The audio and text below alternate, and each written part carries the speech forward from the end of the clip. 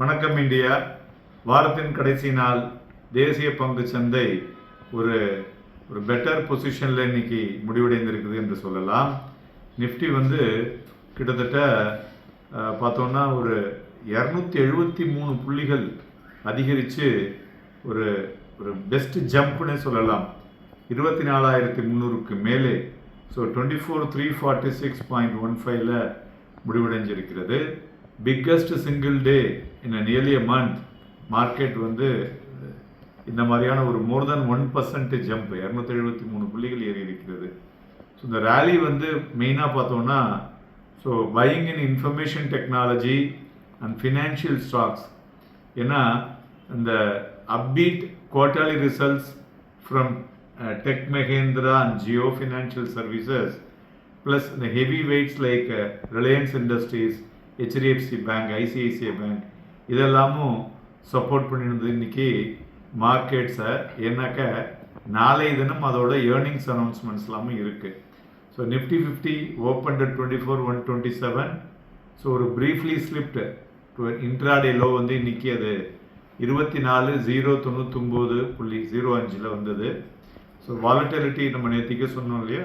So buying interest இந்த low லெவலில் நல்ல எமர்ஜ் ஆச்சு. அதனால் மறுபடியும் ரீக்ளைம் ஆகி 24,180 அதில் அப்படியே நின்றுட்டு இருந்தது. அப்புறம் கிராஜுவலாக மூவிங் டுவர்ட்ஸ் 24,250.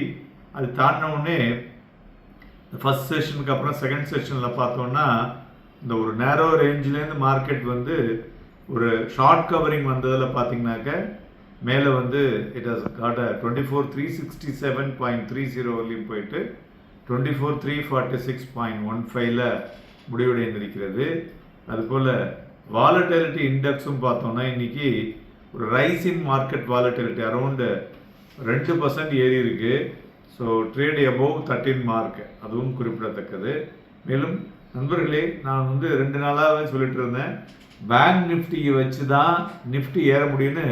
இந்த வாரம் சண்டேயே நம்ம தெளிவாக சொல்லியிருக்கோம்.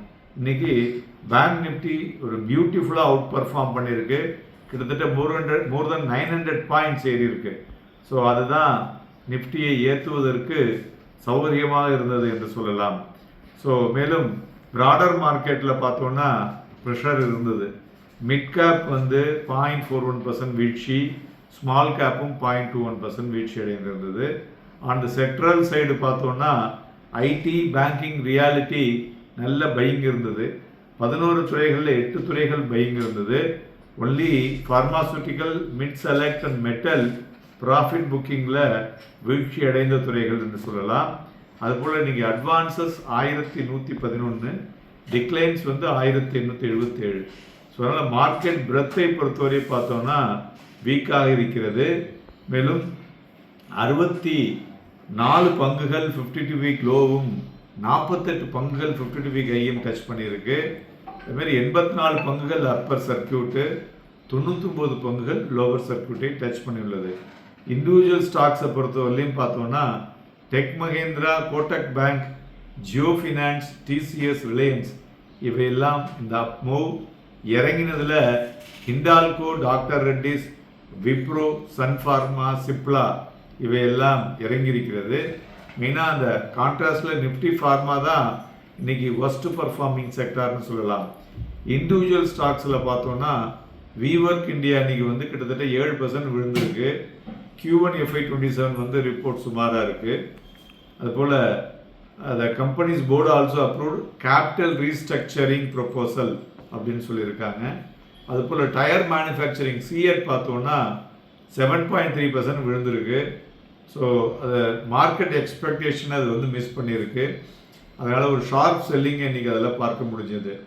ரிலையன்ஸ் இண்டஸ்ட்ரீஸ் ஒரு நல்ல ஒரு பாசிட்டிவ் கான்ட்ரிபியூஷன் இன்றைக்கி 45 பாயிண்ட் கொடுத்துருக்கு. அதுபோல் ஐசிஐசிஐ பேங்க்கும் 40 பாயிண்ட்ஸ் நிஃப்டியில் கொடுத்துருக்கு. HDFC பேங்க்கும் 37 பாயிண்ட்ஸ் நிஃப்டியில் கொடுத்துருக்குன்னு சொல்லலாம்.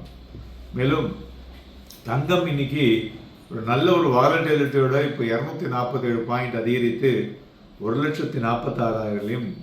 வெள்ளி 1,165 ரூபாய் குறைந்து 2,14,000. க்ரூட் ஆயில் 148 ரூபாய் அதிகரித்து 7,762 மணியமாய் கொண்டிருக்கிறது. பிளாக் டீலை பொறுத்தவரை ஹிண்டால்கோ, ஐசிஐசிஐ பேங்க், ரிலையன்ஸ் இது மூலையில் நடந்துள்ளது. நிஃப்டி ஃபியூச்சரை பொறுத்தவரை பார்த்தோன்னா இன்றைக்கி வந்து எபோவ் ஆவரேஜ், நல்ல அருமையான வால்யூம். பேங்க் நிஃப்டி ஃபியூச்சரும் எபோவ் ஆவரேஜ். ஸோ 24,123.85 ஒரு ஸ்ட்ராங் சப்போர்ட்டாக இருக்கக்கூடும். நண்பர்களே, நாளைய தினம் நாளை மறுதினமும் சந்தைகளில் வரும் வாரம் எதெல்லாம் நம்ம பண்ண வேண்டும் என்பதை பற்றி பேச இருக்கிறோம். இணைந்திருங்கள். நன்றி, வணக்கம்.